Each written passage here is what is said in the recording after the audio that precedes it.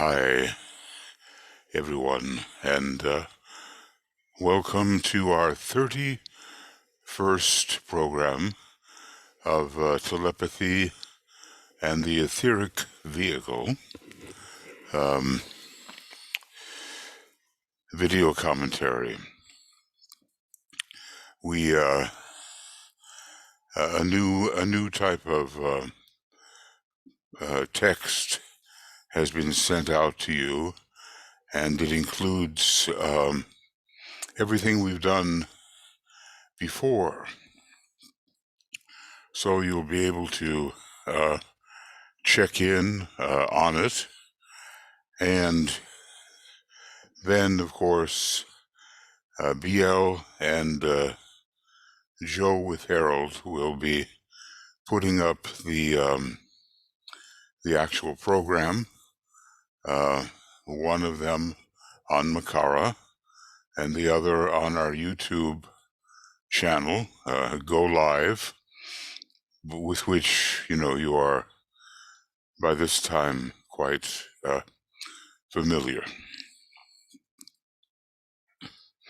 And then Michael Starcrow, will be sending out a special sending to those people who are interested in receiving the program in a slightly different form, with more of the words that are spoken on the right-hand side of the screen. Not to say that they are always accurate. They're not, because the translator can't pick up everything I say or everything the Tibetan says, but it does give you a pretty good idea. Now, in the segue to program 31, we're talking about the impressing process and the karma of the animal kingdom before it became the human kingdom. Good karma and evil karma, prior to the appearance of mankind among the most advanced of the animal kingdom. And there is an impressing process involved, but it is modified and often negated by what? DK tells us by human ignorance and selfishness, plus the inability to work consciously and intelligently with the embryonic minds of animal forms, and mostly that's true, except in a very few cases which involve domestic animals. So there is a kind of impressing that goes on of the animal kingdom if it's not thwarted, and it's especially successful, though on a small scale, with the more advanced animals, which at this time are the domestic animals. And he tells us that when humanity is further advanced, its intelligent impression upon the consciousness of the animal kingdom will produce planetary results. We're looking forward to that. But at present it isn't so. Okay. And it will only come when the animal kingdom, as a result of human understanding becomes invocative. The animal kingdom has to invoke impression. And another blockage is the self-generated karma of the animal kingdom, which is largely being worked off in its relation to mankind today.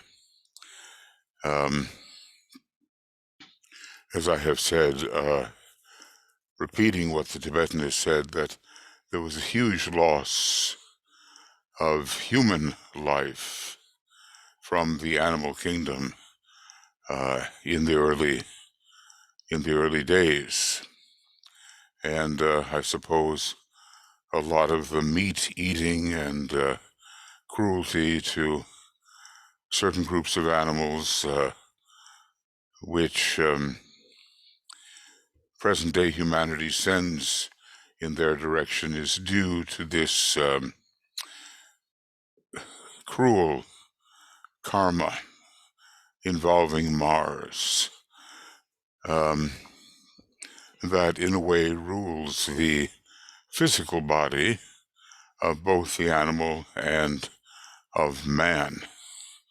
He says, the karmic entity holding a type of rule within the third kingdom is a part of the planetary dweller on the threshold, and I guess that means the source of obstruction and difficulty when it comes to the expression of the divine plan. It's a kind of blockage, if I may say. So that takes us to page 80, where we're going to begin now on November 22nd. Now we're in Sagittarius. It takes us to the beginning of program number 1, and we've gotten as far as a kind of a subtitle called Planetary Sequence of Impression, and we have 3 pages to go before we strike upon a really new section, the relation of the human to the hierarchical center. Well, in the same way that karma had to be worked off within the animal kingdom, as it related to the human kingdom, so karma has to be worked off within the human kingdom as it relates to the hierarchical center, to the spiritual hierarchy of the planet. And then come another 11 pages. It'll be a long section, but if we persist, we are likely to succeed. Okay, then that's our goal, even though it takes a long time. We will make it. And page 94 gives us a whole new section, telepathic sensitivity, a normal unfoldment. Well, he's been trying to tell us that for a long, long time. We have a misconception about having to force the development of telepathy, and it's inadvisable to try to do that. So here we are,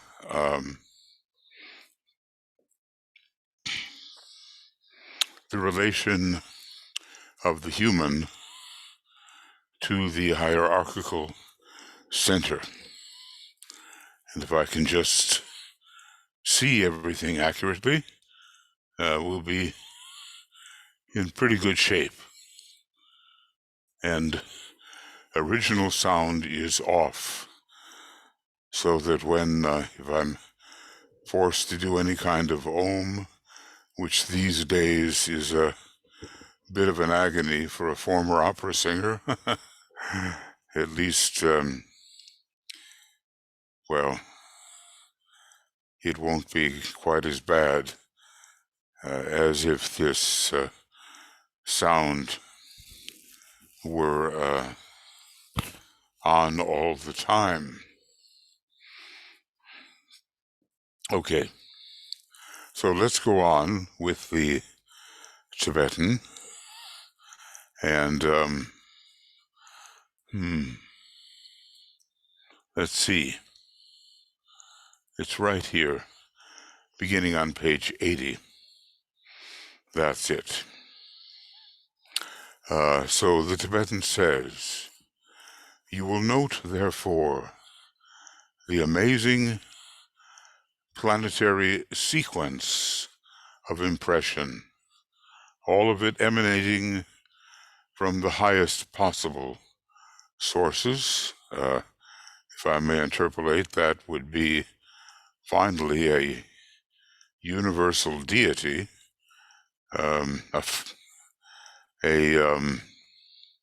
within a finite universe, in my impression. But anyway, DK says, a sequence of impression, an amazing planetary sequence of impression, all of it emanating from the highest possible sources, though stepped down and regulated to the receiving factors. And we are considered such a factor, and so many different types of emanations are ultimately receiving factors. All of it concerned, says the Tibetan, to a greater or less degree, according to the quality of the mechanism of reception, with the will and the purpose of Sanat Kumara. May I interpolate, who is, of course, in a way, an extension of the planetary logos. I mean, how we know this is that Sanat Kumara offers the third, fourth, and fifth initiations, an existence which cannot be named or designated, offers the sixth initiation, and the planetary logos itself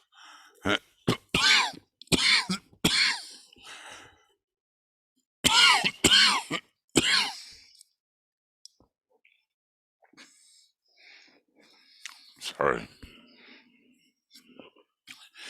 and the planetary logos itself offers the seventh initiation. But again, not Sanat Kumara per se. And all of it, says the Tibetan, during the eons, achieving a group potency and a responding sensitivity. Okay. So,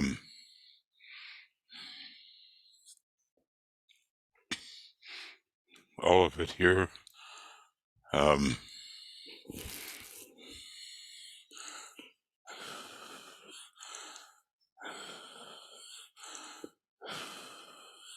Concerned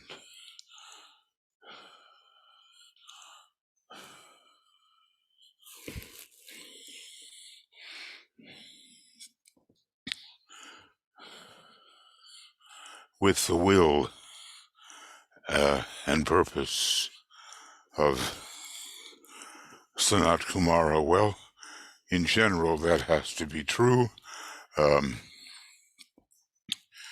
given the stage at which we find ourselves. We're talking about the descent of impression. The impressor, the recipient, who becomes an impressor to another recipient, who becomes another impressor to another recipient, and so it goes until we have something that begins to look like the externalization of the hierarchy within a limited scope. Okay. The main factor preventing a completely unimpeded sequence of impression from Shamballa, well, that's high enough for us to consider probably, from Shamballa straight down into the mineral kingdom via the other kingdoms, is the factor of free will, resulting in karmic responsibility. This can be either good or bad. Okay. So, what seems to be desirable does not completely happen because it is thwarted by the free will of the recipient. And we are such recipients, and the question for us is, how many times have we ourselves thwarted this sequence of impression from Shamballa straight through into the mineral kingdom via the other kingdoms? Well, I think this is all important, all of it. And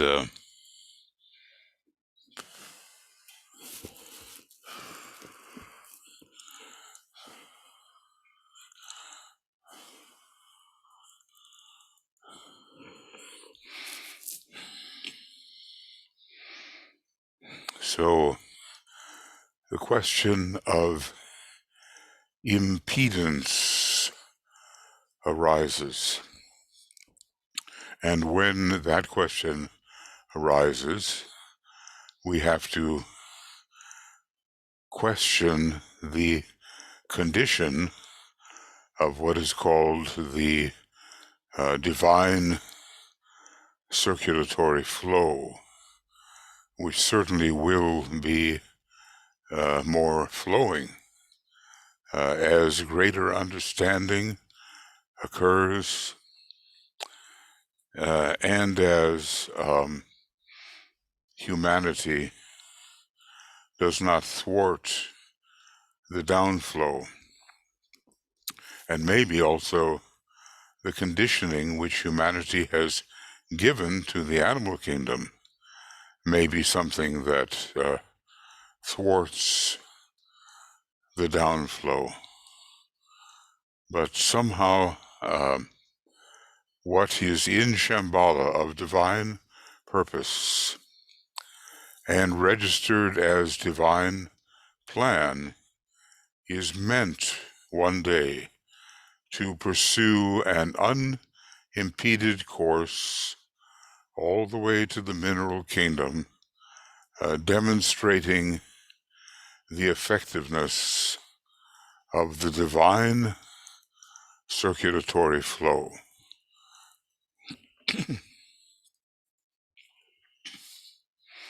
So we live in a situation which is not entirely healed or functional or ideal or as the plan would have it. So it is this the factor of free will resulting in karmic responsibility. I wonder how many of us have thought about our responsibility in this respect and what kind of karma we are dealing with, which is kind of a repayment for our free will choices regarding what we shall do with the energy which impresses us. Okay, going on with the Tibetan. It is interesting to note, he says, to note here that both the good and the bad karma produce conditions which not only have to be worked out.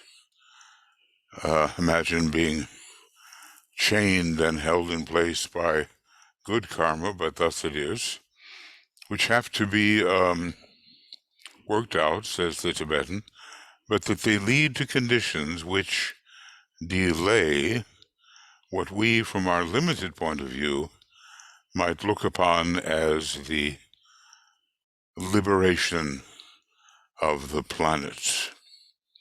So here he's giving us a kind of perspective for those who are always aching for good karma and not realizing that good karma can also delay. You are forced to endure the good, that the time-consuming good that comes towards you as a result of correct behavior and correct thoughts and correct words. So both good and bad karma produce conditions which have to be worked out. And they lead to conditions which delay.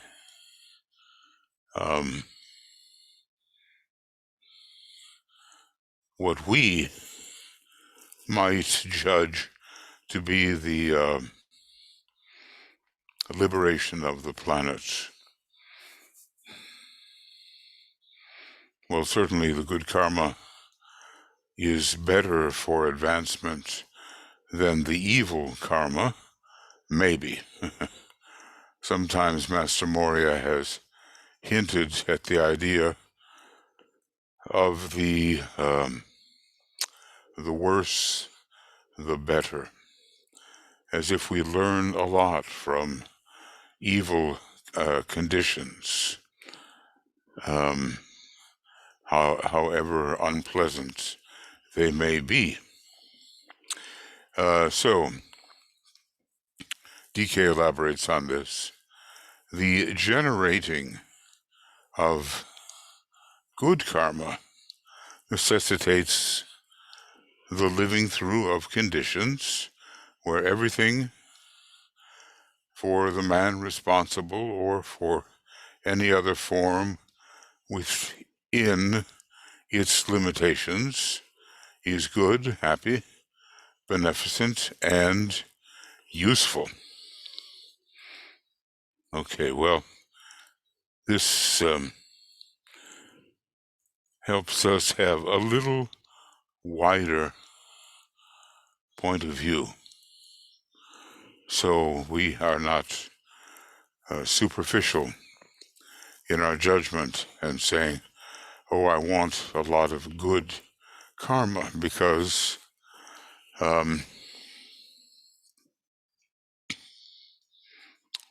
there is the need to live through that which is generated.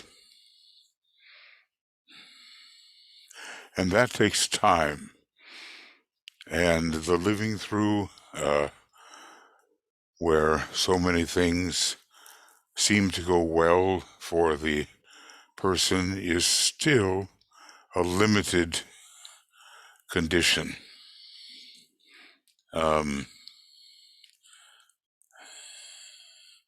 Conditions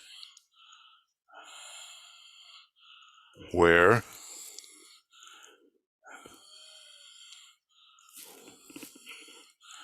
everything is good, happy, beneficent, and useful.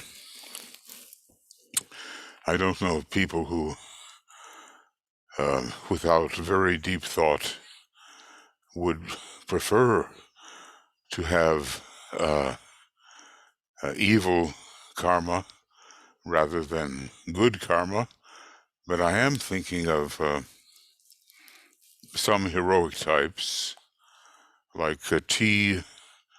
Suba Ro, who was in his spiritual status an arhat, along with Blavatsky, and he demanded, as a first-rate type would, he demanded of his master that the karma he owed descend upon him virtually all at once, and he got some terrible disease because the master complied. It was some kind of cancer or Hodgkin's disease, but he said, okay, his thought was, no, I'm done with that. And Alice Bailey, too, maybe of a little lesser spiritual status, but still a significant initiate. And the Tibetan saw how she was suffering and offered to bring relief, but Alice Bailey didn't want it. She wanted to live through it as rapidly as might be possible. And those had to do, I think, with her blood conditions, which may have been, from what I understand, leukemia conditions where frequent blood transfusions were required, a most unpleasant prospect. So, you know, when the first ray enters, people may choose the faster and the more difficult path. The first ray is not exactly a ray of procrastination. Give it more to the 2 and the 4 and maybe the 6 for the preference for procrastination.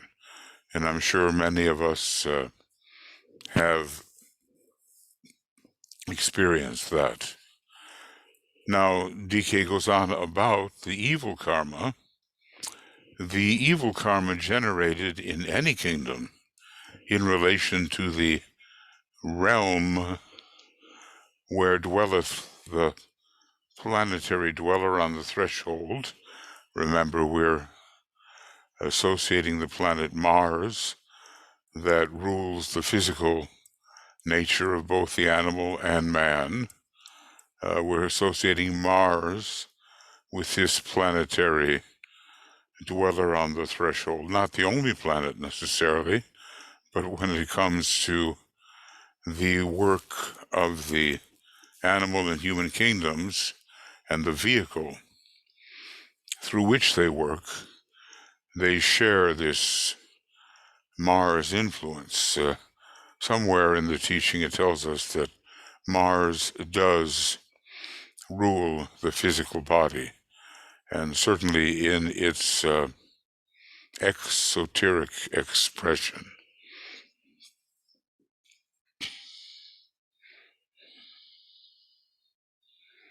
So, the evil karma, says the Tibetan, generated in any kingdom in relation to the, quote, realm where dwelleth the planetary dweller on the threshold, stands between the cosmic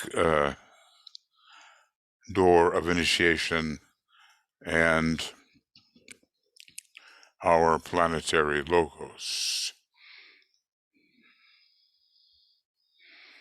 Well, our planetary logos, of course, does have an egoic lotus and does have a causal body, and it is on the cosmic planes, but clearly there is a preventative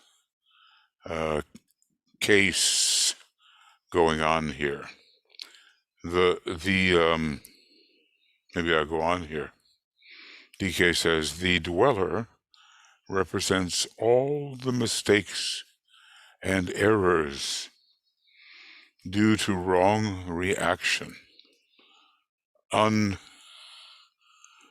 unrecognized contacts, deliberate choices in defense of known good, and mass movements and mass activities, which are temporarily not progressive in time and space. I think that's a good definition of the dweller. We sometimes need these encapsulated definitions. So, mistakes and errors and unrecognized contacts, which sort of take over a human being, deliberate choices made in defiance. I had that wrong. I think I said defense. But in defiance of known good, and mass movements and mass activities which are temporarily not progressive in time and space.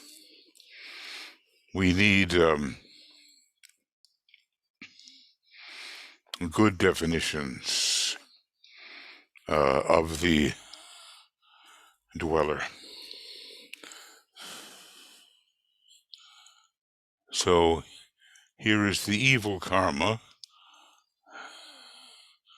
standing between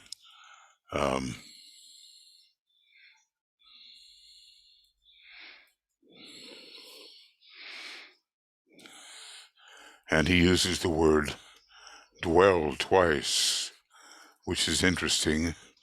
The realm where dwelleth the planetary dweller on the threshold stands between the cosmic door of initiation and our planetary logos. Our planetary logos could be more rapidly initiated in a cosmic sense, if not for this interposing dweller, the dweller which interposes itself.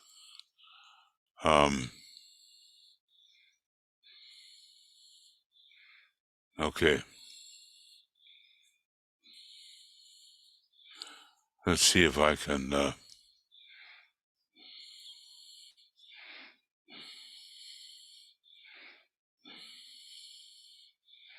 well, the whole paragraph is important. I guess between every higher and lower point of tension,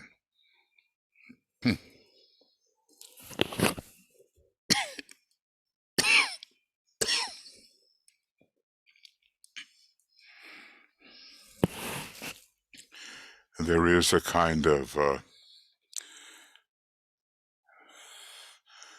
preventive state which we can call a dweller state, and naturally it awakens in us the desire to know how we, the soul in incarnation, or the group soul in incarnation, are handling the obstructive dweller.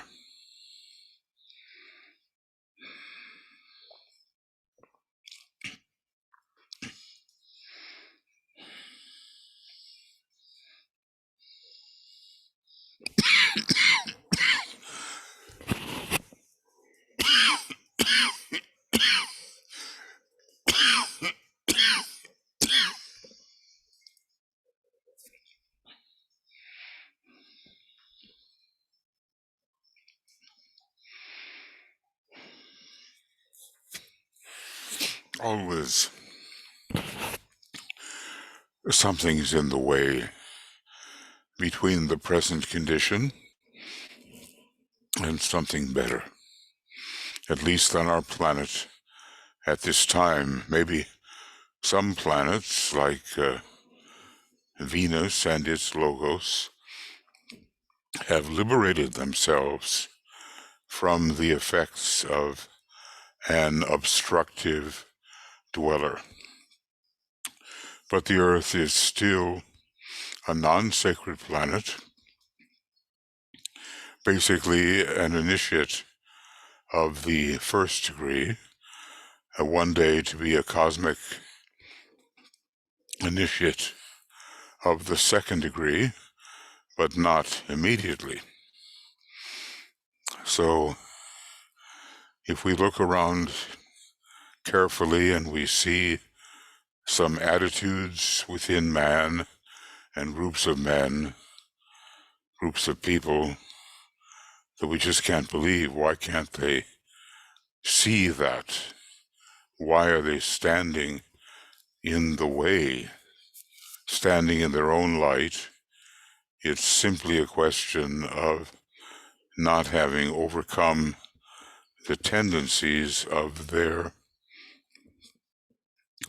obstructive dweller. A good compilation on the dweller, maybe we have one, I don't know, would be a good thing. interesting, I would say, and I'm sure there are many references. That would be my guess. Just for fun, I want to see how many references there would be. And it's 172 references. Well, it would make a quite healthy compilation.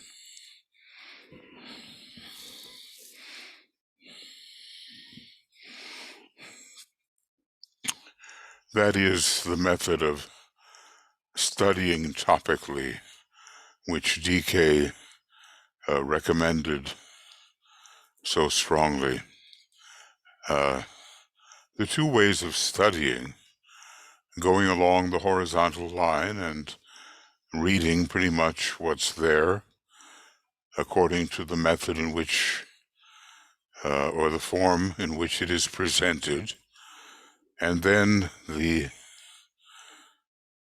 more hierarchical method of topical study. It makes the necessary cross. Now, what about this dweller? What can we say that it is in encapsulation? Because encapsulation is so necessary in a complicated book of this kind. Also, it's a bit like people entering into the letters on occult meditation thinking it will be an easy book, and it isn't, you see. So even though they were early books, they were not easy. So let's repeat this. This dweller represents all the mistakes and errors due to wrong reactions, unrecognized contacts. There are many contacts surrounding us, but we don't know what they are, and they are influential. Deliberate choices made in defiance of known good. I mean, when people do that, and they do it, you just wonder, do they really accept and believe what the Tibetan has offered them to consider? In defiance of known good and mass movements and mass activities which are temporarily not progressive in time and space. There's so much of that now occurring in the world. Or maybe people saying to themselves, well, I know that X, Y, or Z would be the right thing to do, but I'm going to do what I want to do.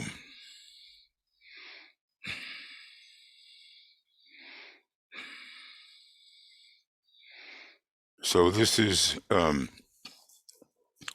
may I say, an encapsulation of what the dweller really is, because it's easy to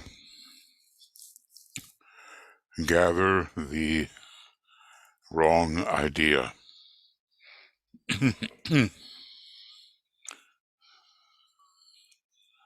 And it's difficult to decide what color to put this in, I think maybe if I put it in green, you would know what it meant. Because this is an energy which is past, an energy of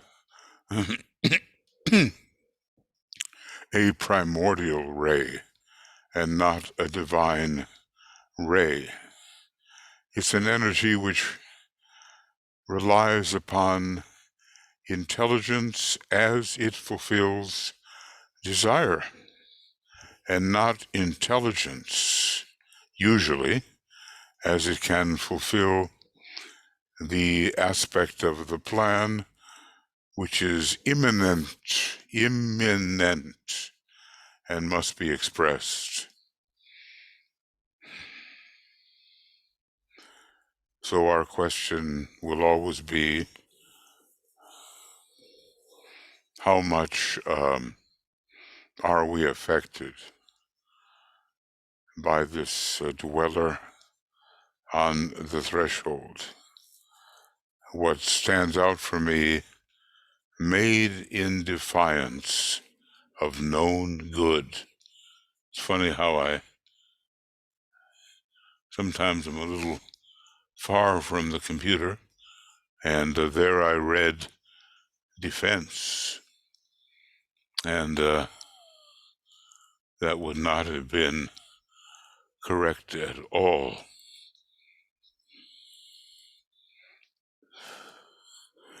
Have you made choices, not just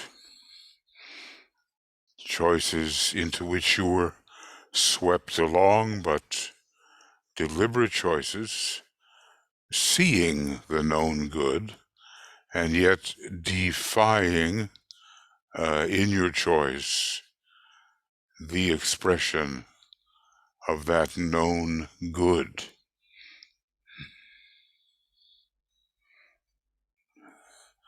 And surely over the time period of our development, we have done that, and I suppose the question now is, are we doing that in our normal life and incarnation at this time?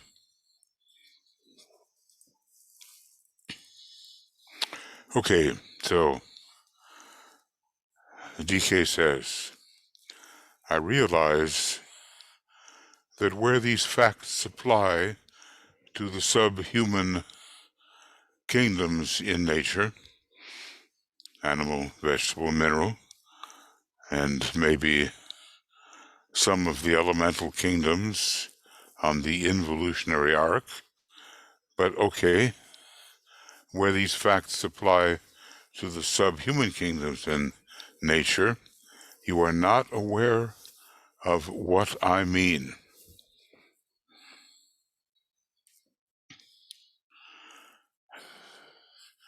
Well, of course, the subhuman types do not have the intelligence, the self-conscious intelligence that man has, but they do have kingdom lords, you might say, are such larger beings capable of the kinds of mistakes that are here described.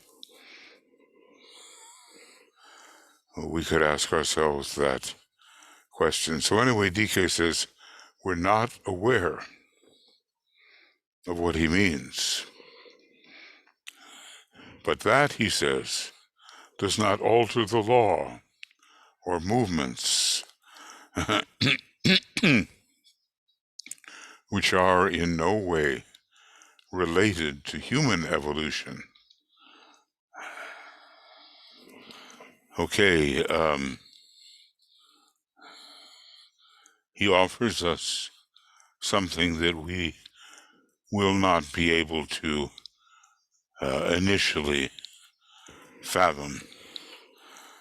and says that there have been movements, mass activities, unconscious kind of choices, which in which the subhuman kingdoms have indulged, and these movements are not progressive in time and space.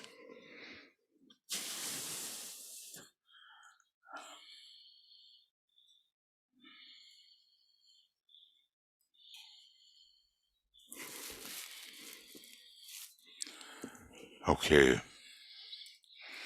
now going on a bit, in connection with the planetary logos, I would like to add that in that great planetary struggle and his subsequent initiation, a kind of fourth subsidiary initiation going on through our planetary chain. Check out a treatise on cosmic fire, page 384, and the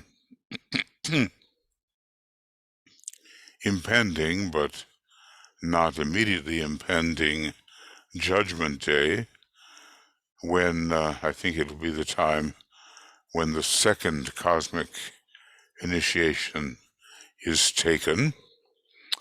But anyway, DK is telling us that in that great planetary struggle, and the planetary logos' subsequent initiation, we are all implicated from the atom of substance up to and including the lives which form the council chamber of the Lord of the world. A great planetary struggle.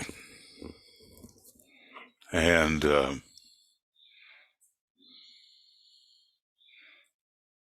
his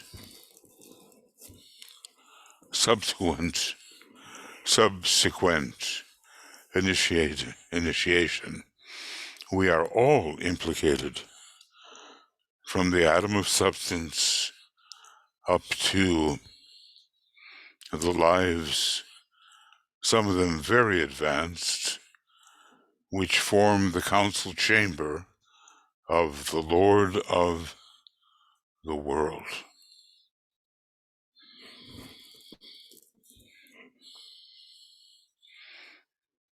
Okay. So what DK is telling us here is that there is indeed a great struggle going on at this time on this planet, and if things seem to be working out, often apparently badly for humanity, it's part of this struggle which is occurring. A great earth changes are coming, we are told, and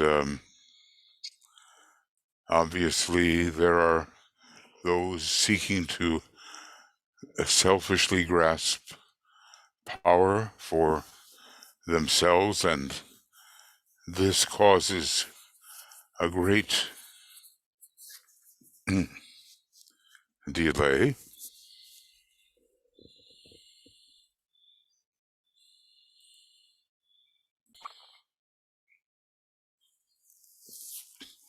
And then an interesting word is used, the word Titanic. Of course, in the modern era, one thinks of something huge and powerful, even as the great ship, the Titanic, was for its time huge and powerful.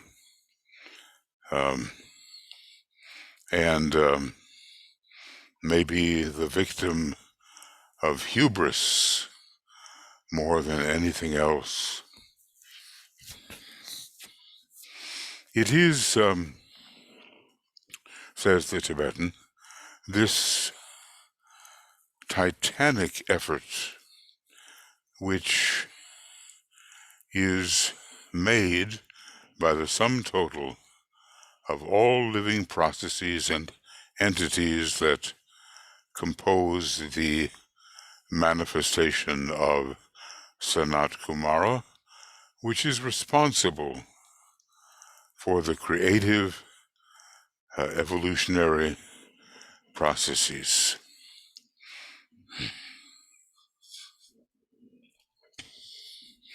So this is an important statement.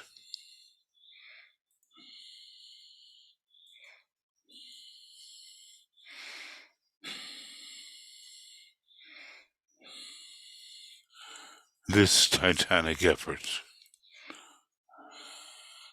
made up of the sum total of all the living processes that compose the manifestation of Sanat Kumara, is responsible for the creative evolutionary processes. This is what it is to drive forward.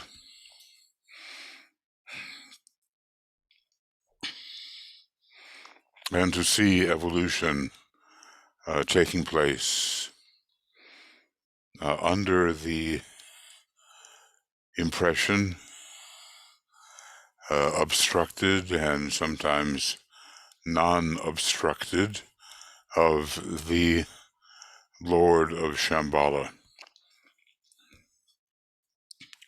You have to wonder about the spiritual status of the three Buddhas of activity, or the esoteric Buddhas, at least the three Buddhas of activity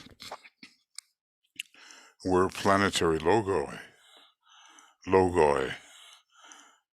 in the previous major solar system, and are functioning in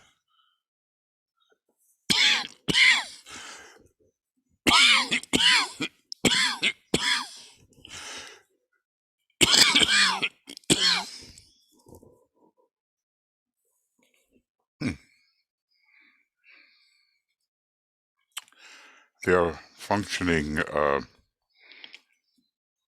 in relation to Sanat Kumara under the aspect of sacrifice. Now here comes a very interesting statement about this titanic effort.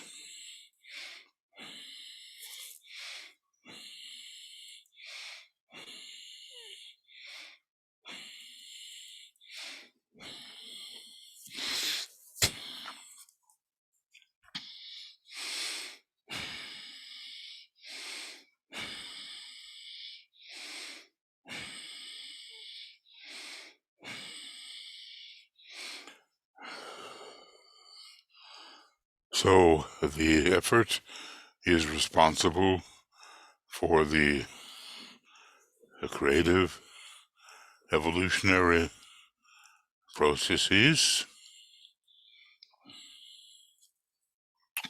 and also, this is interesting, it is also responsible for what we call time, with all that concept involves of events, opportunity, the past, the present, and the future, the good and the evil.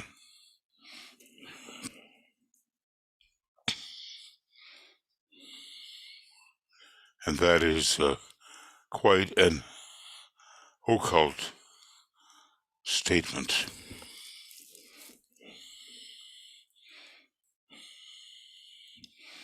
And what time gives to us.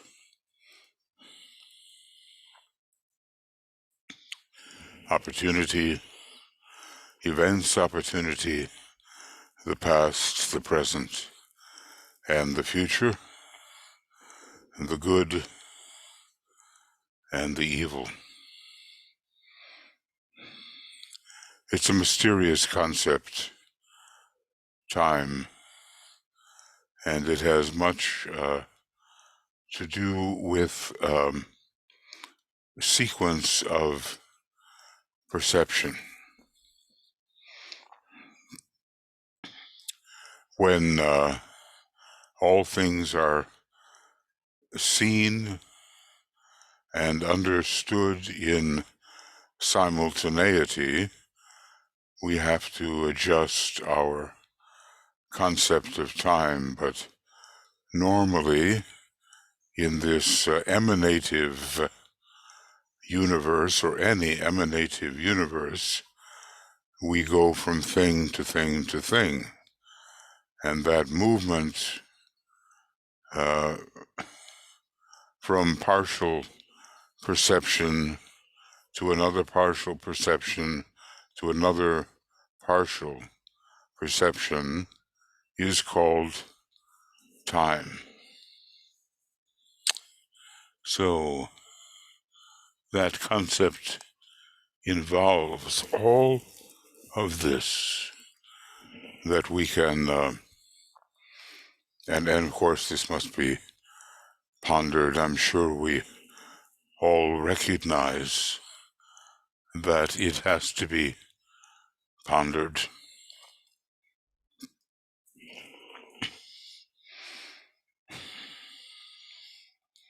What happens to time when the factor of superimposition dominates, and there is no movement from partiality, movement in consciousness from partiality to partiality to partiality. Maybe in the doctrine of the I, EYE, it's not so easy to overcome that type of movement, but in the doctrine of the heart, identificatory simultaneity can be more readily achieved.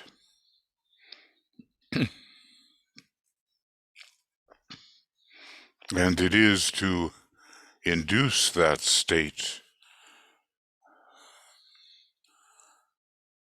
where the beingness of any partiality is the first and most important registration. It's to do that we have such programs as the Seeds of the Infinite, which is the book on which I'm working, and the ongoing Identify as Being part of recognizing what a seed of the infinite really is. Usually what I mean there is a seed thought which implies infinitude, even though that infinitude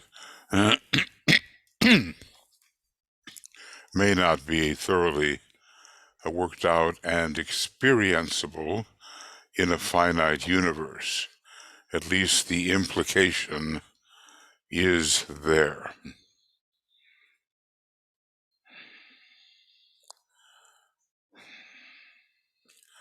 Okay.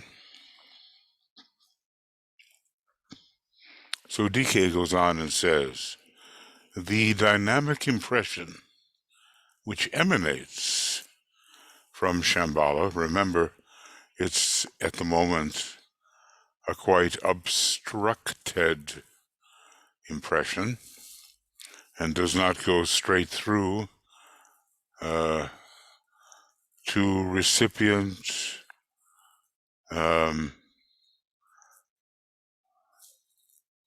who is then an impressor and so forth.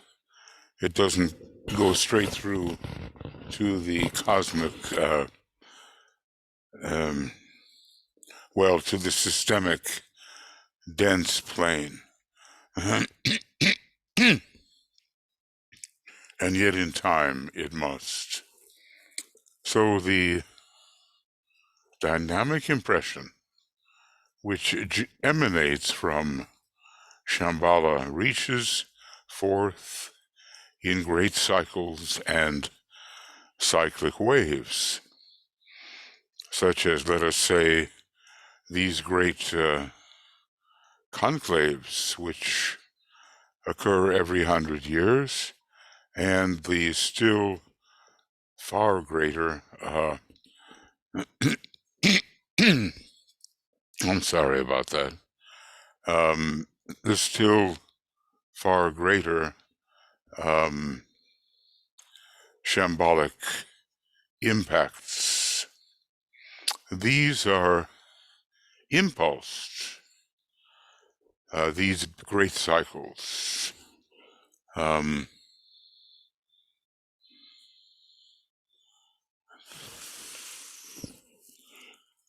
They are impulsed by extraplanetary sources as demanded or invoked by the Lord of the world and his associates.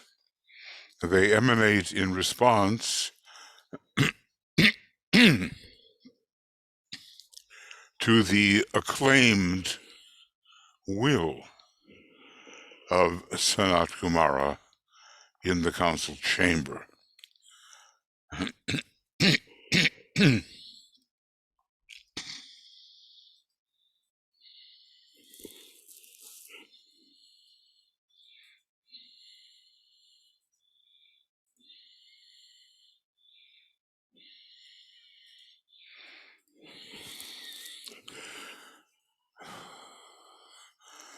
Well, these extraplanetary sources can be other planetary logoi. They can be our own solar logos. They can be even cosmic logoi, and maybe beyond. And they come, because of the willingness of Sanat Kumara to demand and invoke them.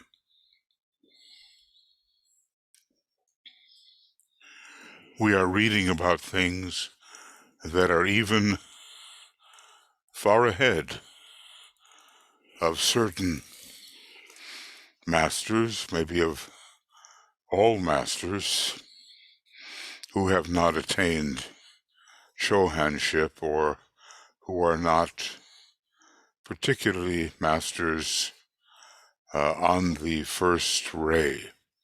They seem to have a an easier access to Shamballa.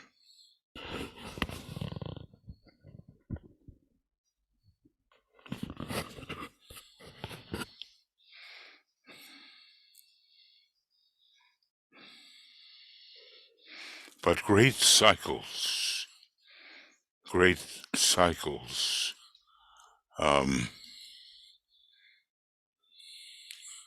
are associated with Shamballa. Cycles and cyclic waves, and maybe we don't know the timing of these, but we have been told when they have made their impact. I think in Lemuria, at its destruction, in Atlantis, at its destruction, and more recently in 1825 and in the year 1975 and the year 2000, there have been great cyclic impacts from Shamballa. And every time the 6th-degree initiates gather together to make a decision, because they are Chohanic in their attainment, something from Shamballa is coming forth from them. It's maybe not one of the great cycles, but every 49 years it is a cycle. So the members of the hierarchy are learning about these matters, and ascended masters, like the Christ, like the Buddha, those who have taken the 6th initiation, whether on the cosmic mental or cosmic astral plane, they participate in certain great outpourings which are coming from Shamballa. And the Wesak Festival has been one. Whether or not it continues in its present form, and the Festival of the Christ has been another world, well, we call it World Invocation Day, but also the Festival of Humanity. But even if some of the former methods of impacting the lower worlds from the monadic levels and from the logoic level of liberated monads do not persist, they have new methods, or new methods are planned for representatives of these festivals in various nations.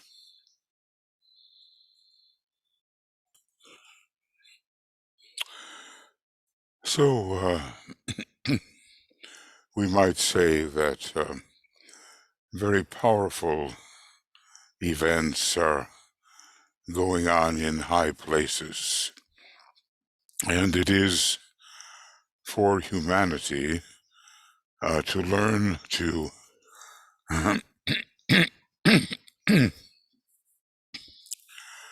learn to get out of the way.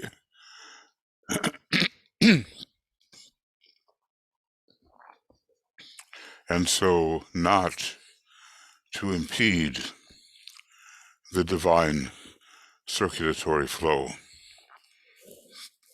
DK goes on and says, this high spiritual and ultimate impression. Well, ultimate, is it ultimate? It depends on the relationship we conceive between Sanat Kumara and the fullness of the planetary logos himself. But okay, this high spiritual and ultimate impression moves outward along the 7 rays. Now let me say that the lords of the rays are at this time focused within the council chamber. They are, is it the Radiant 7? Anyway, they have to reach, these impressions have to reach the 7 ashrams. So they're, as part of the science of impression, this great shambolic impression moves outward, says the Tibetan, along the 7 rays, viewing them as 7 streams of spiritual energy, qualified and colored by the shambolic impression, where, let me add, as I say, they, in any of those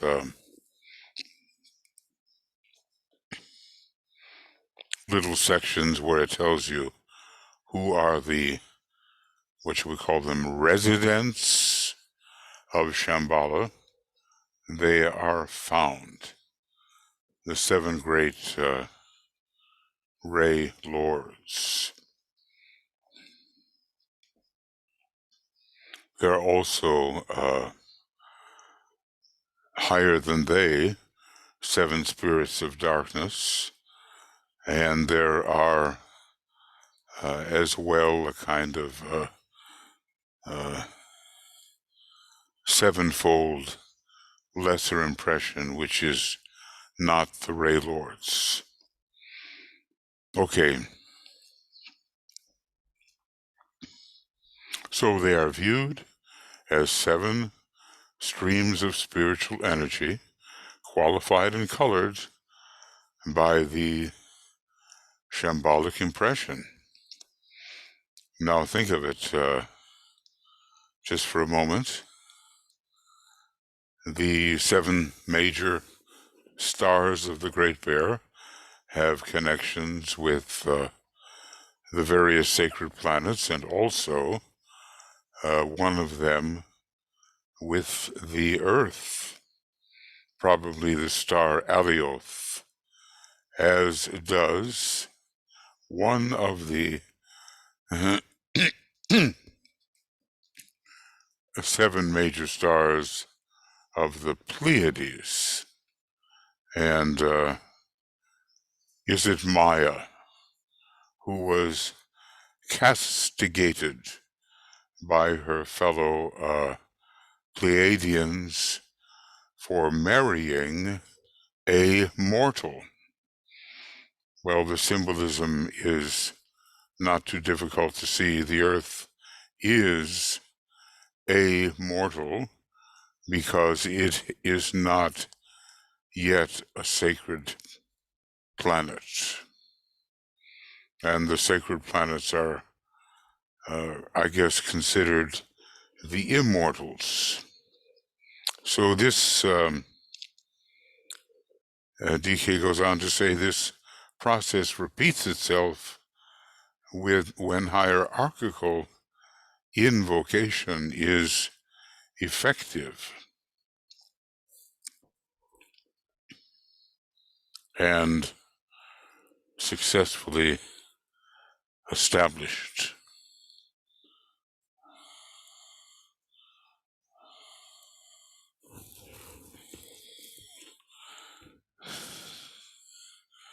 Qualified by shambolic impression.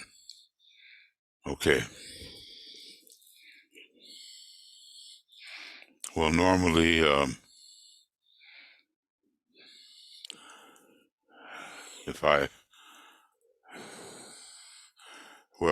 just may put this again in red because we are dealing with Shamballa.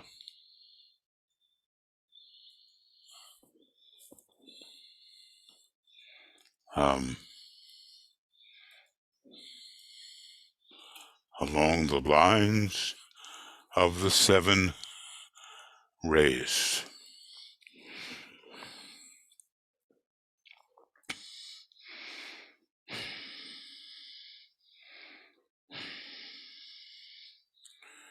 And those ray impressions are definitely coming through to hierarchy and to a certain extent to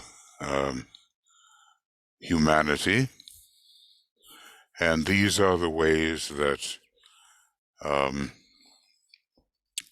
Shamballa energy is stepped down so that the human being and the human groups can assimilate it. Now, going on a bit,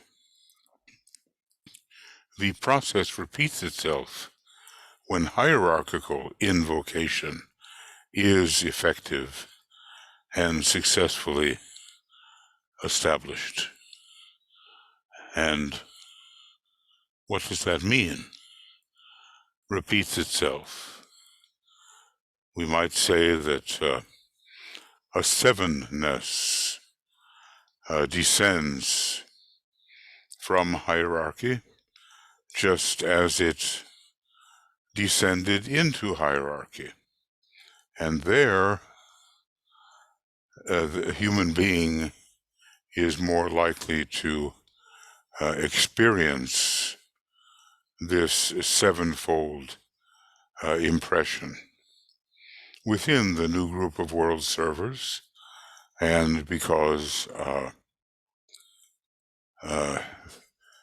that serving group has different modes of service, which are largely ray modes. So you could stop and ask yourself,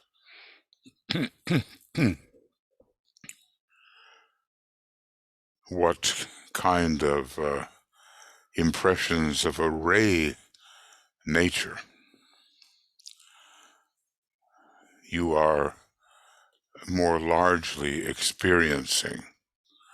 And probably for so many of us, it's going to be the 2nd ray, but not for all.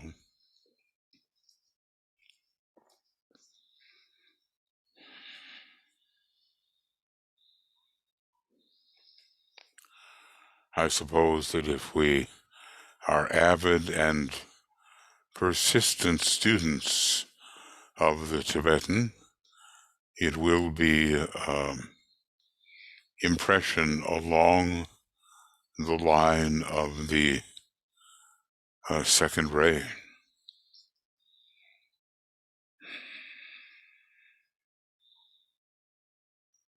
I've had conversations with brilliant people, but they are lawyers and mathematicians and of different types of persuasion, and you just know that the ray impact which is animating them is not principally that of the 2nd ray. That type of discrimination, where at least we can tell what type of ray is being utilized and received by a different type of worker, is quite fundamental. And we have to have at least that type of discrimination.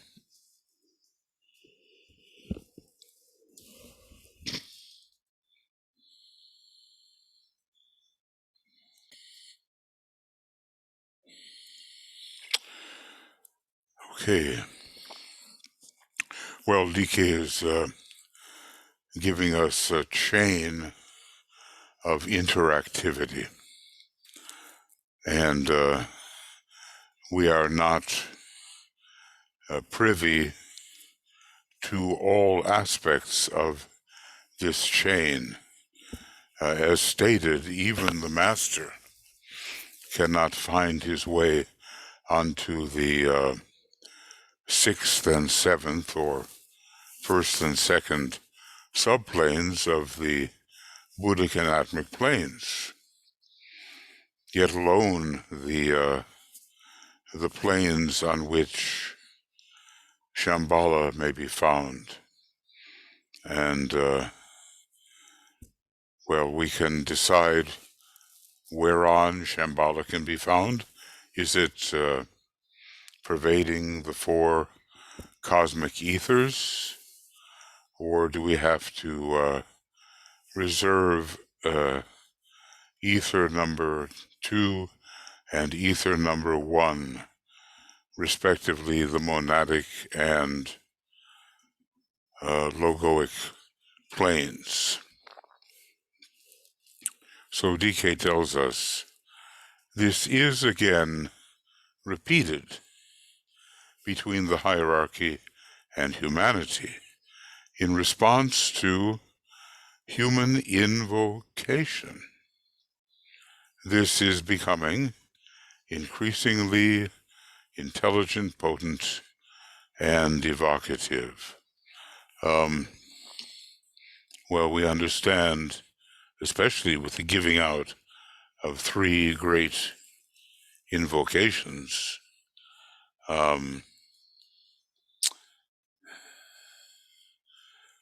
that the intercourse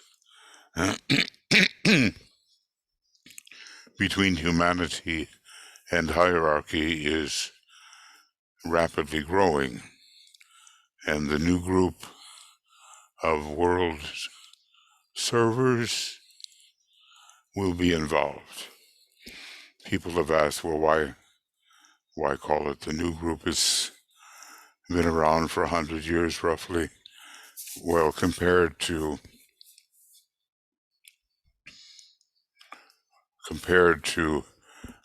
the vast history of humanity, it is indeed a new group.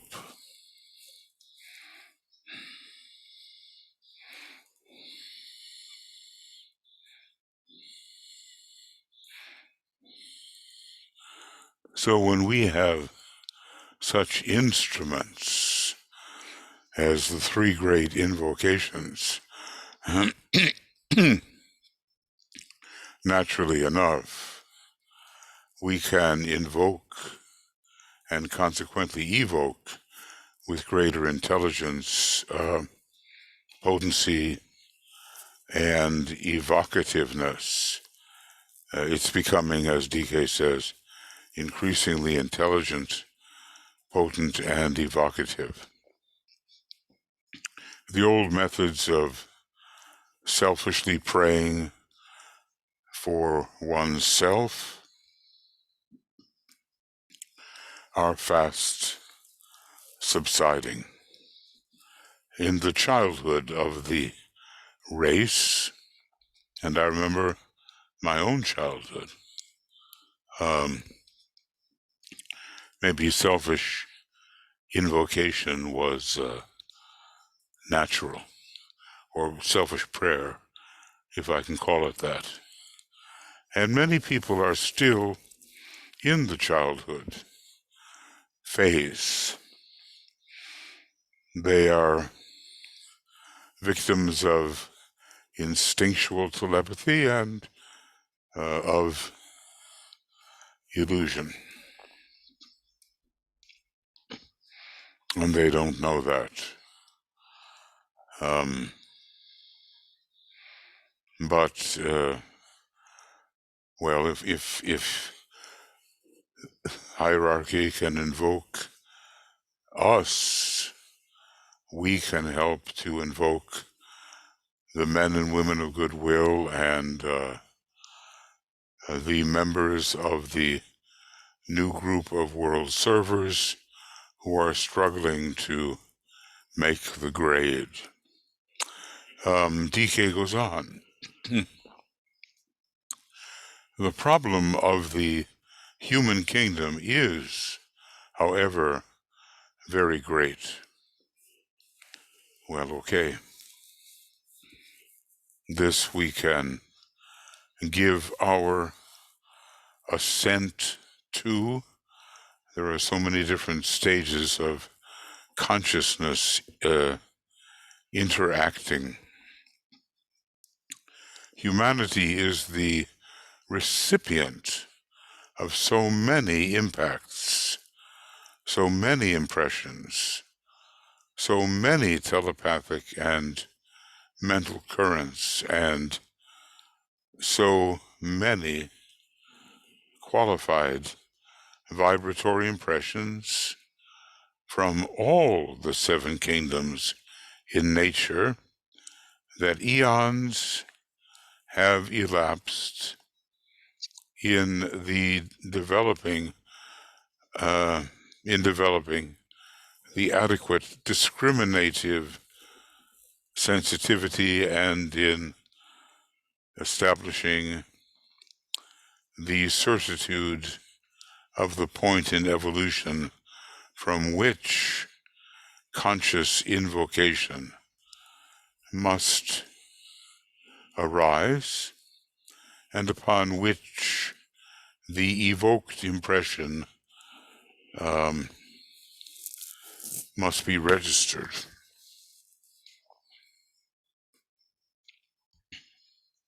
It sounds like multiplicity and confusion is our problem. And remember, we read just a little while ago that the many, many voices which sway humanity no longer would be so powerful once people began to come into their own in a telepathic sense.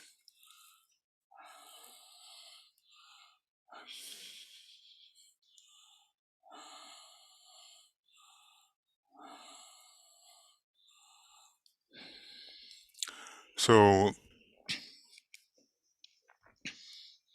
there is even confusion among disciples, yet alone the people that are victims of unconscious telepathy.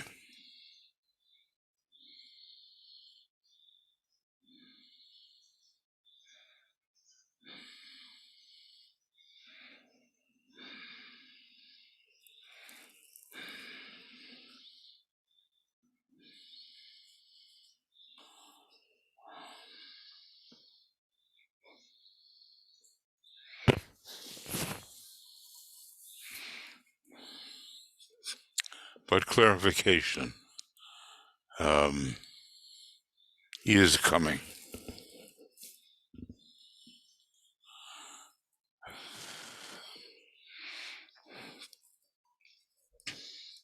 And we are becoming much more spiritually independent, which is not the same thing as having a rebellious dweller on the threshold for a personality.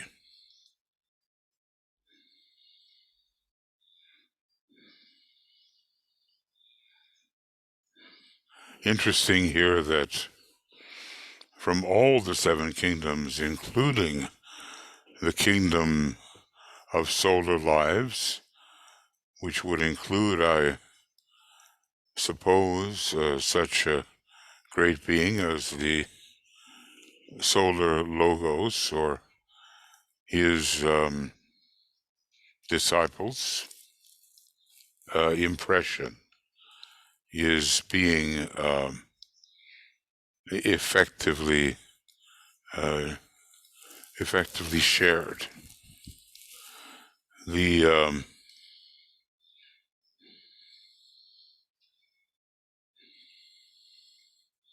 eons have elapsed in developing the adequate discriminative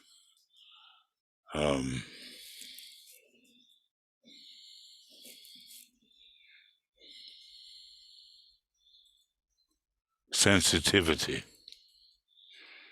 And I think, we need to assess the level of our own sensitivity at this time.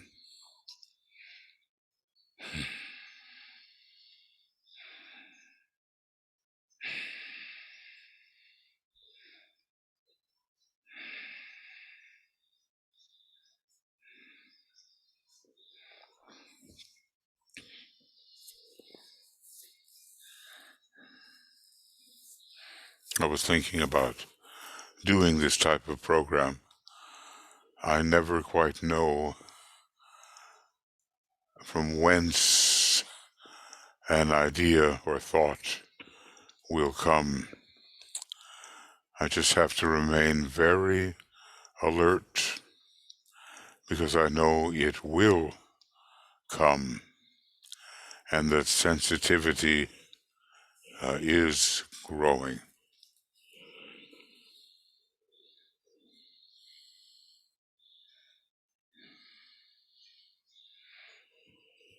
And from whence do we evoke?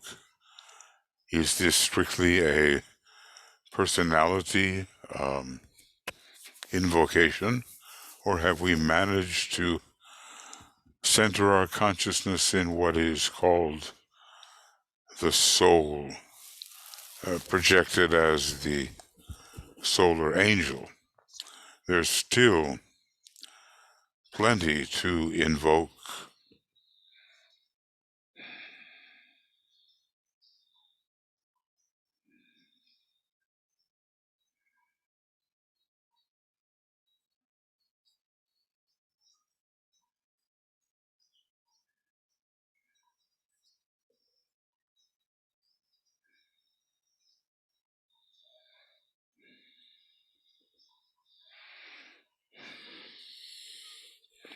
Okay,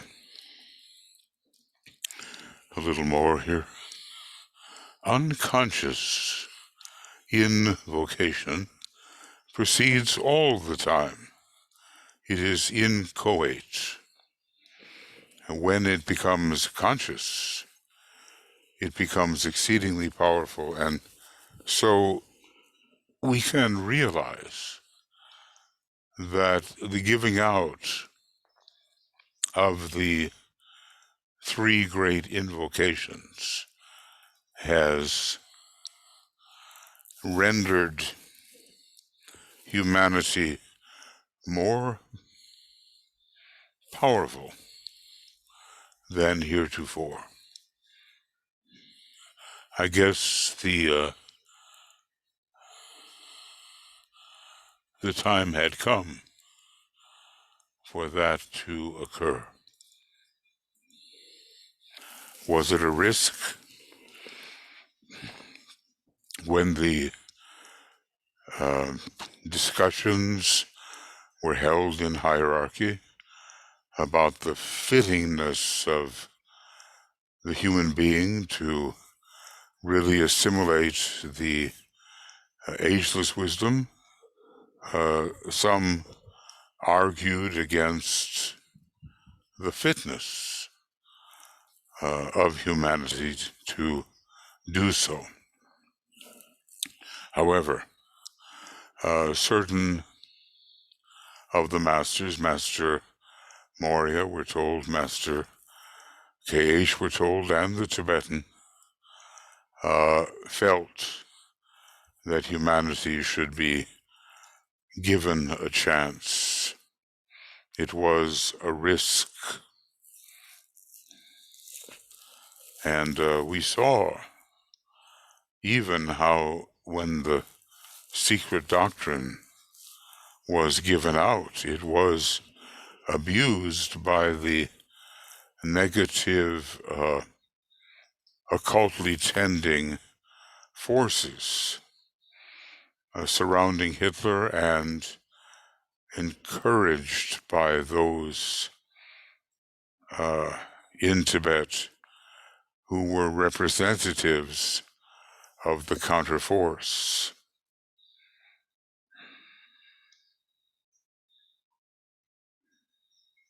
So there is movement here from unconscious invocation, which is rather inchoate and not scientific, to conscious invocation.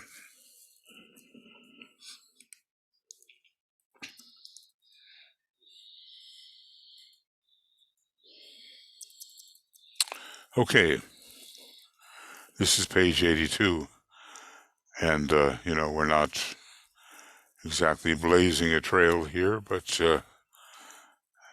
coming up, we're not too far away either. The DK says, the entire human family is today an amazing receiver of impressions,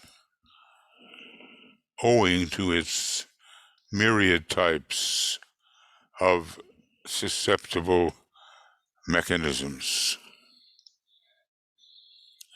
These impressionable instruments are capable of registering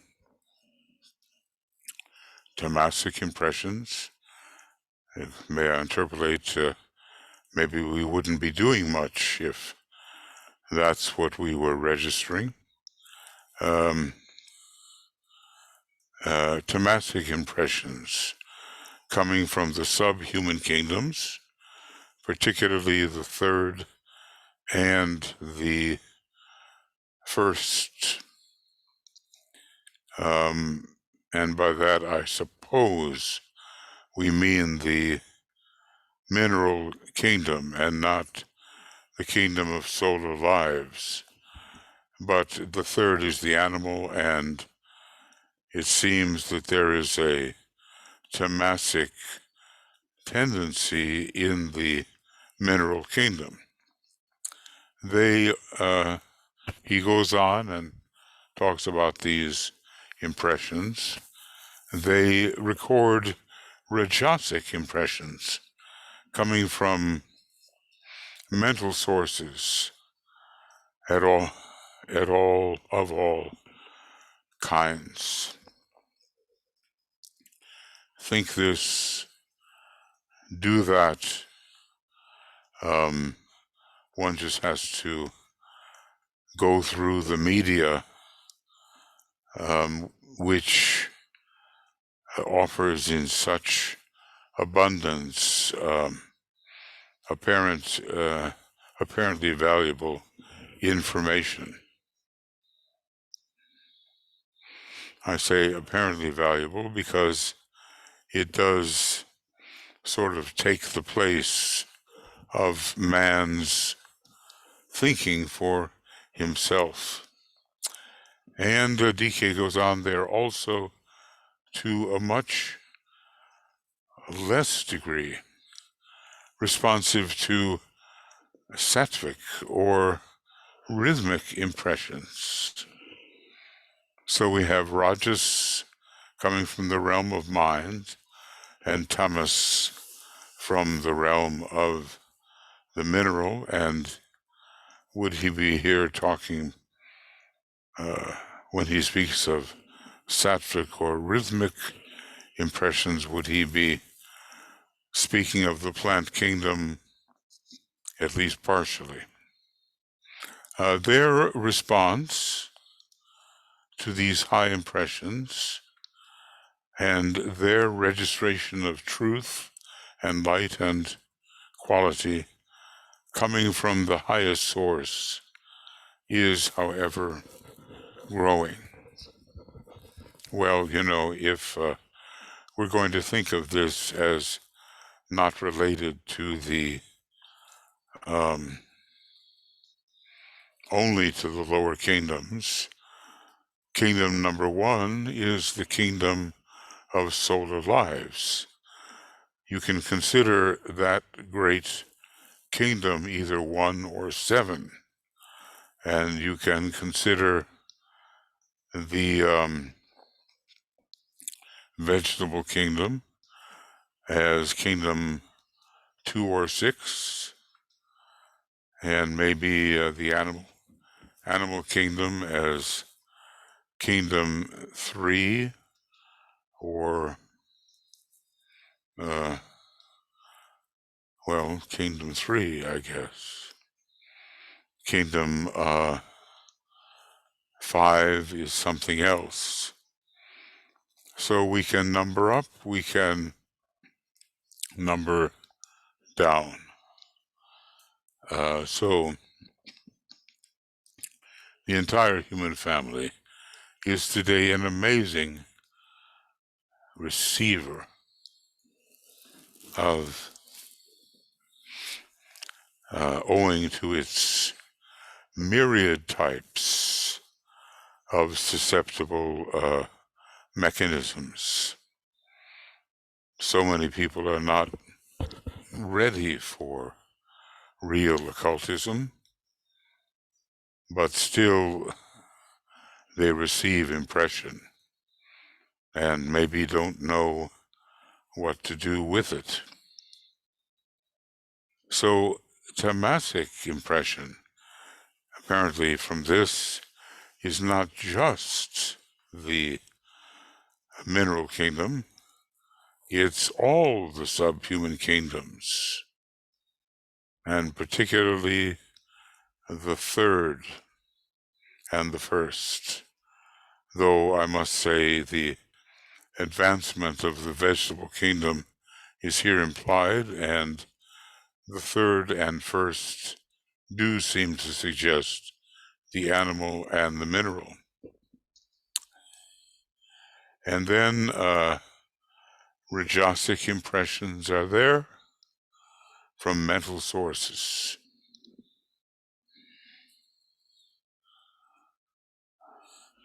And then maybe sattvic or rhythmic impressions.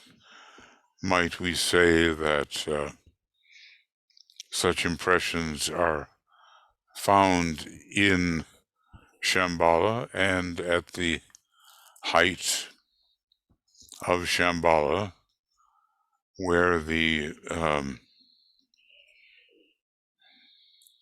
liberated monads can be found. So it's a little different.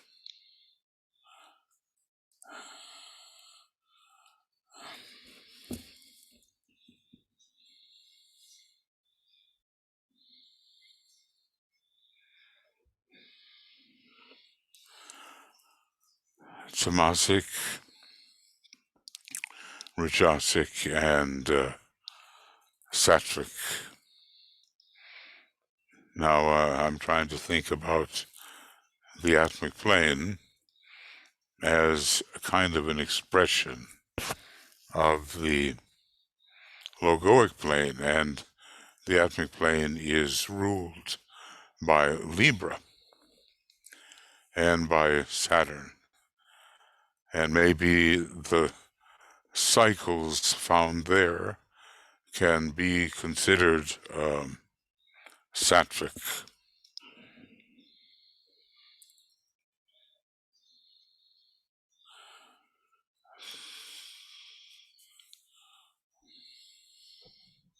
So DK is optimistic that the receiver's registration of truth, light, and quality is growing. It comes from the highest sources, and it is growing. Now, if humanity was such a keen receiver,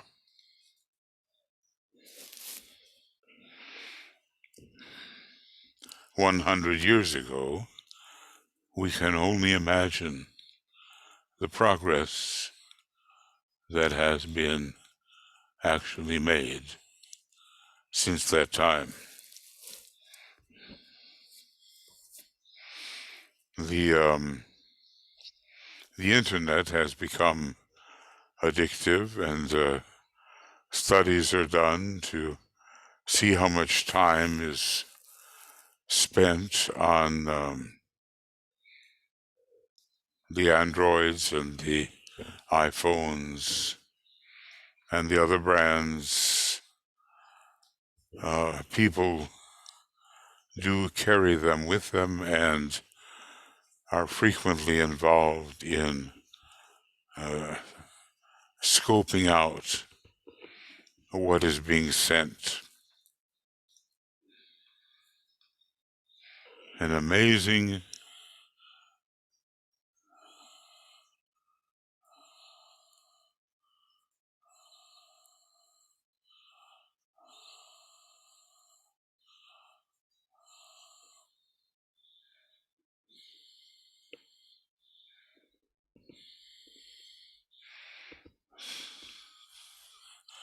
Okay,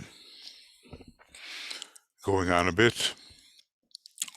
Their response to these high impressions and their registration of truth, light, and quality coming from the highest sources is growing. So these are the encouraging words from the Master.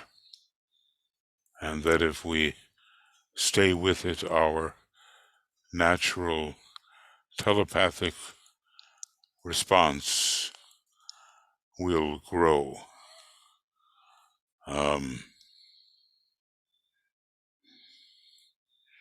It's not the same as forcing the issue.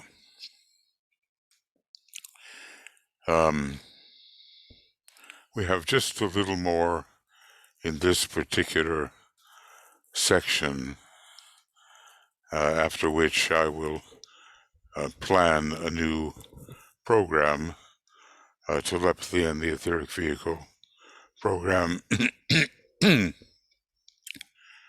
32.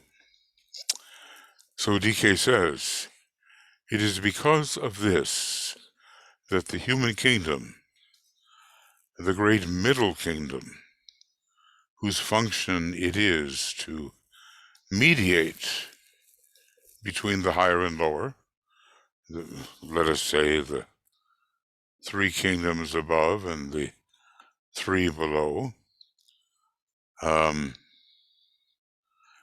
It's because of this middle kingdom that it is the subject of much divine impression, conveying the purpose of Sanat Kumara, and this you know.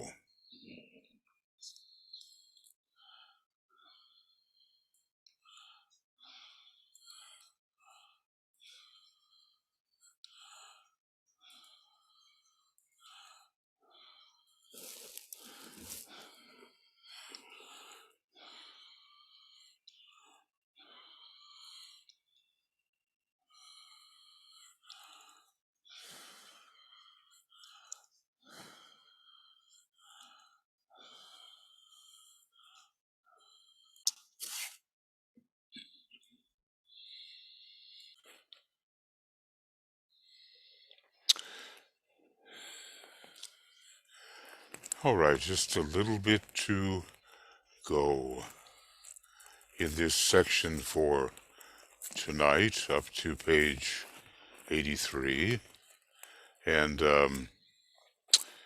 I'll repeat this, what DK says. It is because of this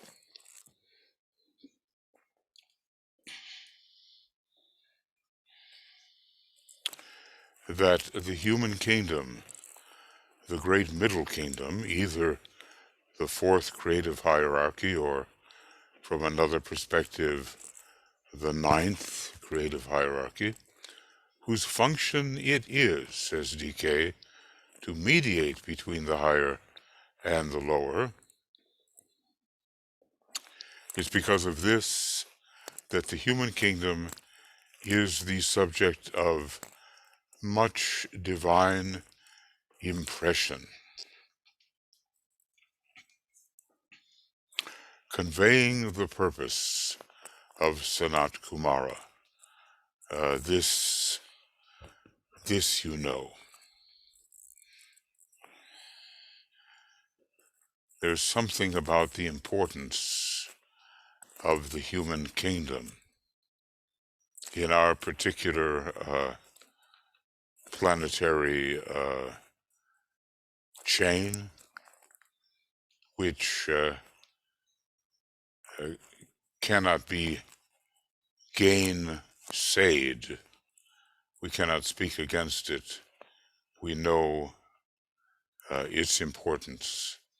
And hence, may I add, the responsibility that comes to us because of its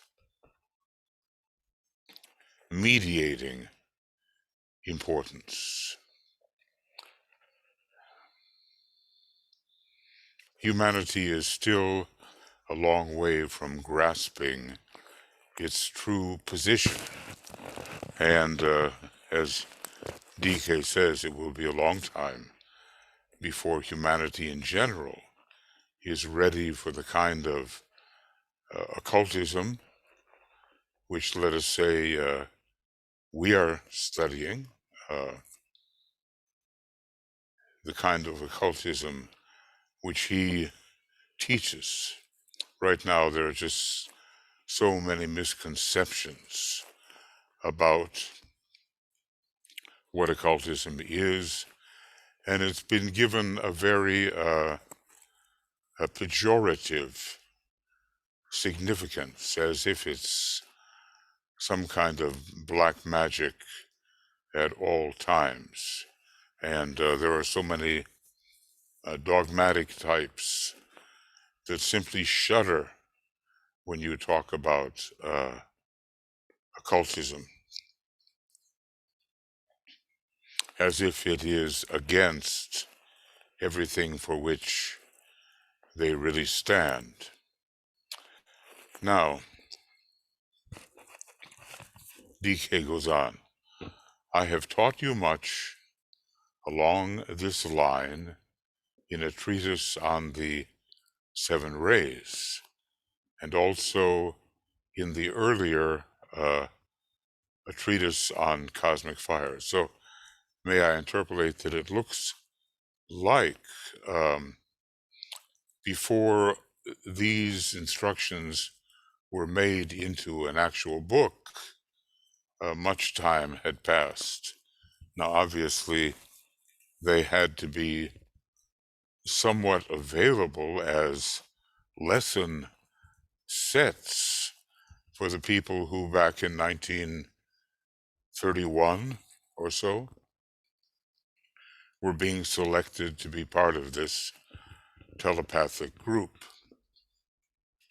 But the book did come later.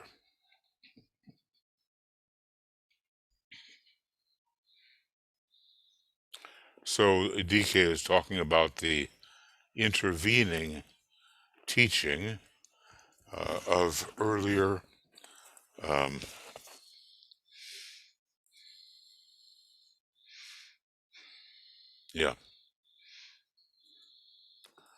of books that appeared as books at an earlier time. The treatise on the seven rays, as you know, 5 books are involved. Psychology 1 and 2, esoteric astrology, esoteric healing, and the rays and the initiations. Cosmic Fire, a great source book which evades understanding unless we have the initiate consciousness, and I think came out in 1925 as the psychological key to the secret doctrine. Now, in these, DK goes on, in these present instructions, I am dealing with group possibilities, with groups that can be trained to record, register, and be impressed by hierarchy. Such a group can be in the position of being able to invoke the hierarchy with power if it so chooses. Now, what I think this is all about is the formation of the seed groups. He had, well, we can't call them ambitious, but we can say extensive plans for these seed groups of 9.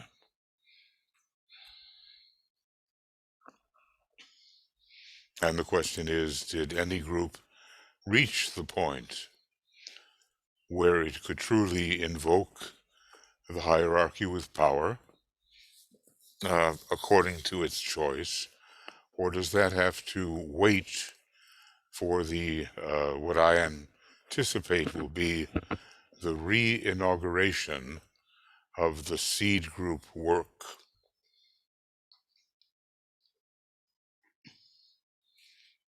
Which is to last approximately to the year 2200. We're still a ways from that, as it, we're told a 275-year project, beginning at the time that the 246 ashrams were transferred to the Buddhic plane, and other ashrams higher or remaining lower.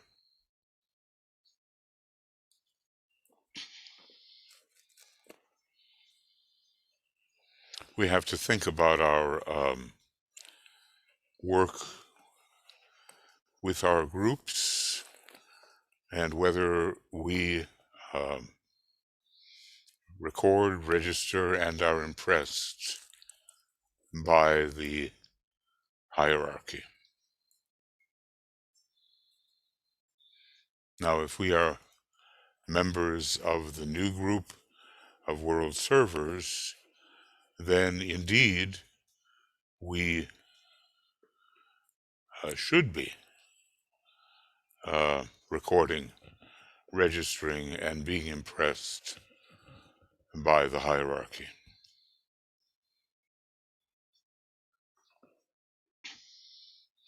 But we have to keep such possibilities in mind if we lightly go through every day and the hierarchy is simply an academic concept for us, then there is no real experience of this recording, registration, and impression.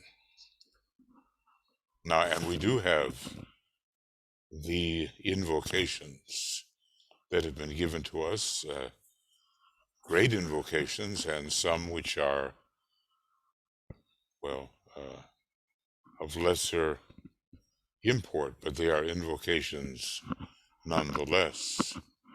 And so our ability to scientifically do this, to come en rapport with the hierarchy and to have those kinds of exchanges between the impressing agent and the impressed agent are certainly available to us.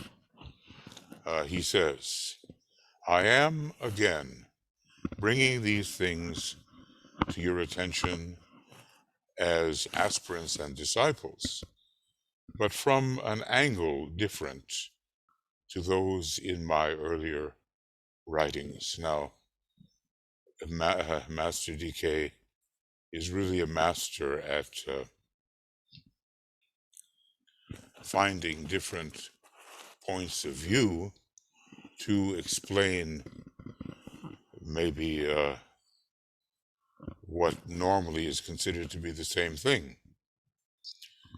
And is it his second ray, or is it his, what I hypothesize as a strong third ray monadic factor, just the way the Buddha had that strong third ray monadic factor? In other words, the light will increase because of the different angles that Master DK chooses to impart. The responsibility of impressionability, of, well, the great science of impression, of telepathic registration, and of invocative appeal is very great.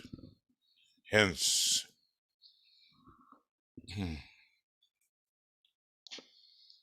what I have written here. And again,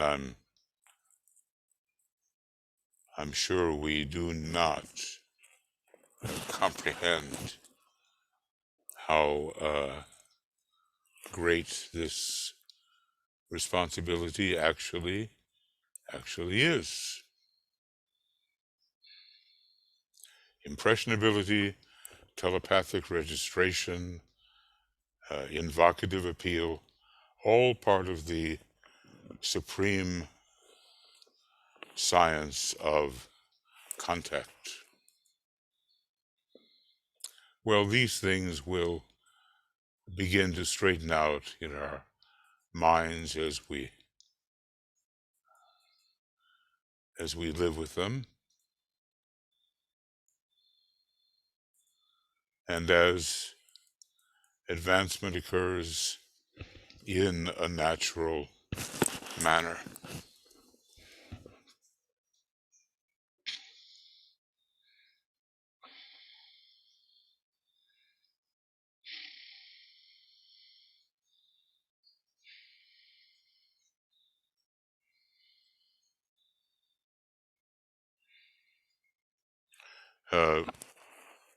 I'd like to add that we are destined for a long developmental process.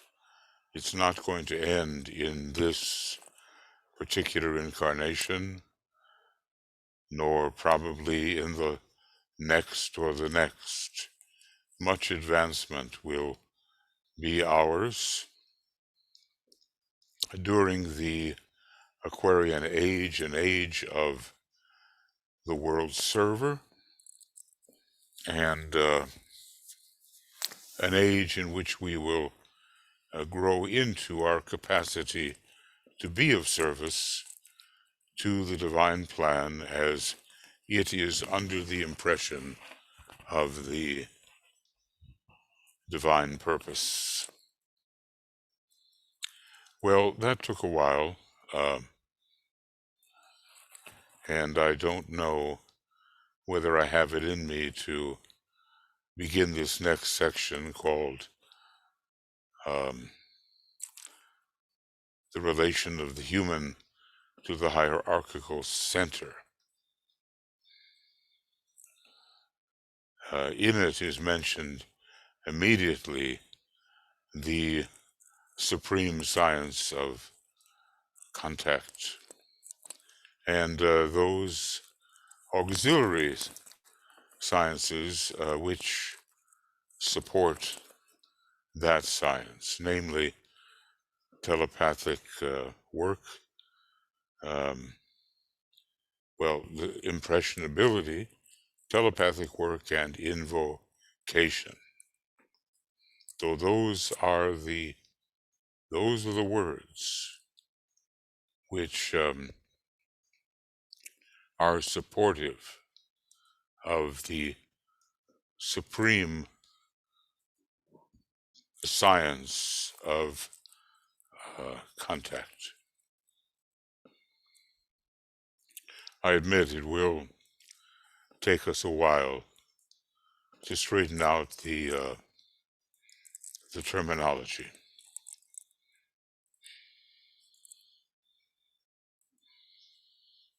And we can see over how long a period this book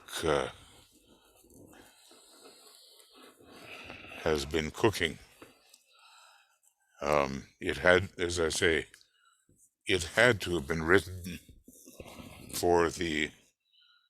as lesson sets for the telepathic workers. Now, I suppose workers is good enough, but maybe there's another name.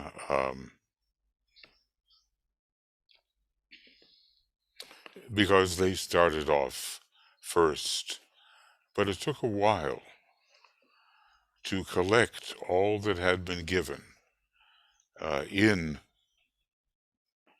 the lesson sets, and in the process of being organized for printing as a book, other things, it seems, were added which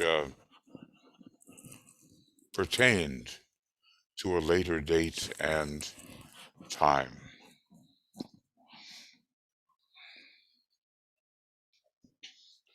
Okay, friends, so basically,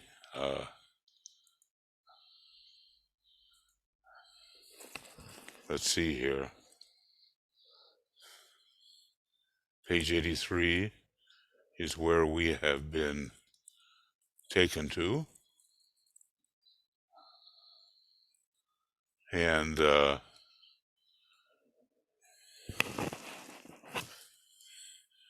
And this has been program 31. Now, what I've been doing is I work with Michael Gaeta, Michael Crow, is try to get a foolproof method. So some of the traps that have been laid for my technical foolery do not overcome me and end up wasting a lot of time.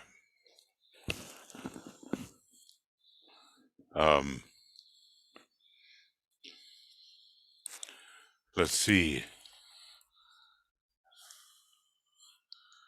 Looks like there we are. There we are. And I want to make this a separate program and get my image far away, save as, browse, and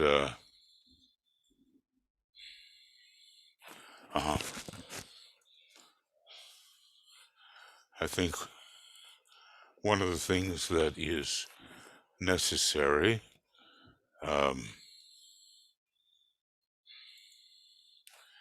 is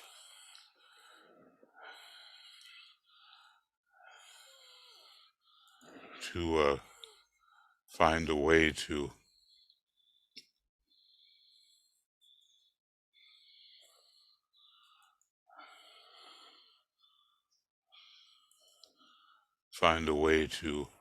make this a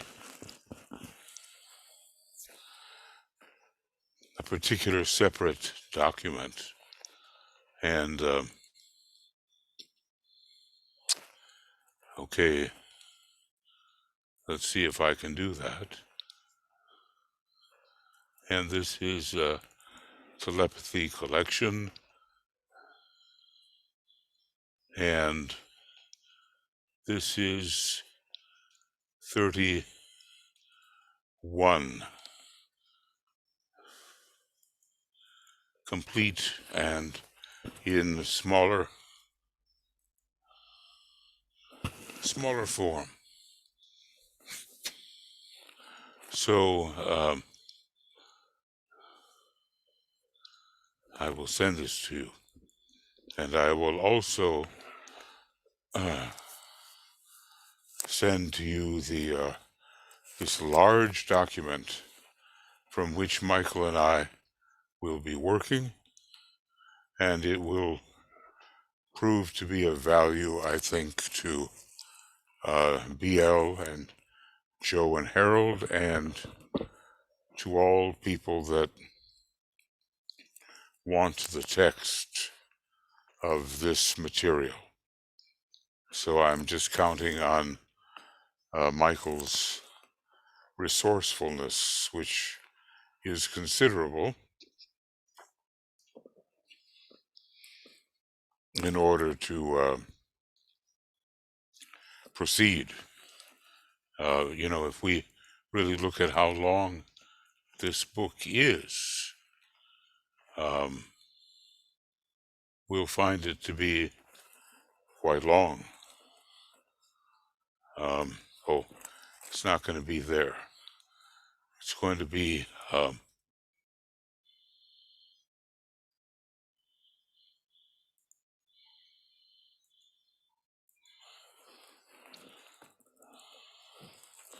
and maybe it's not going to be there either. But it will be almost 200 kilobytes. So let's just let's take a look at this.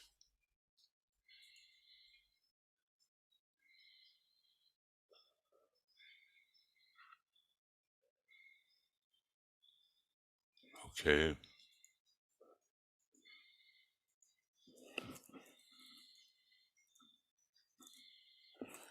Well, I think the best thing is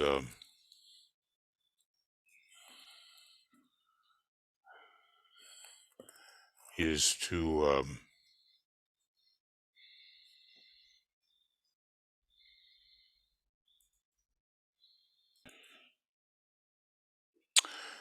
okay, friends, I think that's as far as I can take it for tonight. Maybe it's a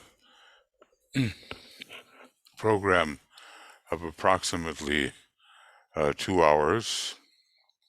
I did a little better yesterday, but it's been a demanding day. And, study the material carefully.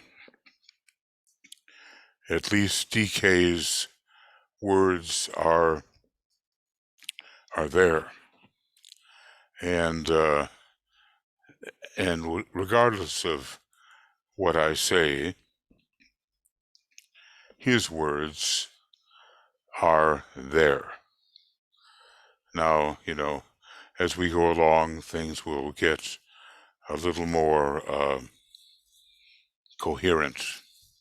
We've done some 83 pages, and according to the way the book is laid out, it's about 167 pages. So with given that we've done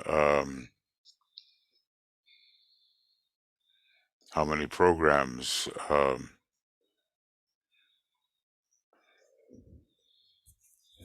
I should know that right off the top.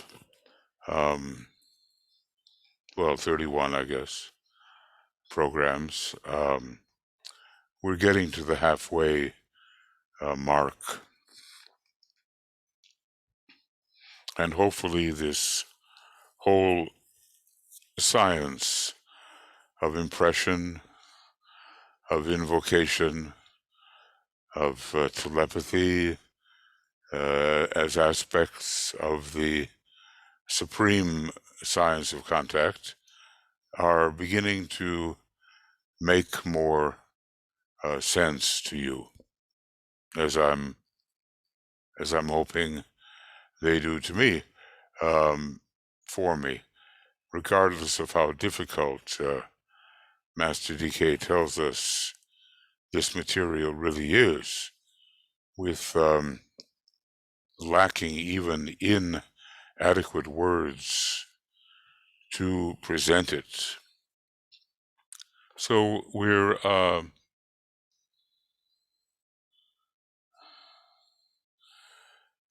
going to be dealing with several, 5 of them, different modes of expression of the subtle, subjective mode of relationship. And he kind of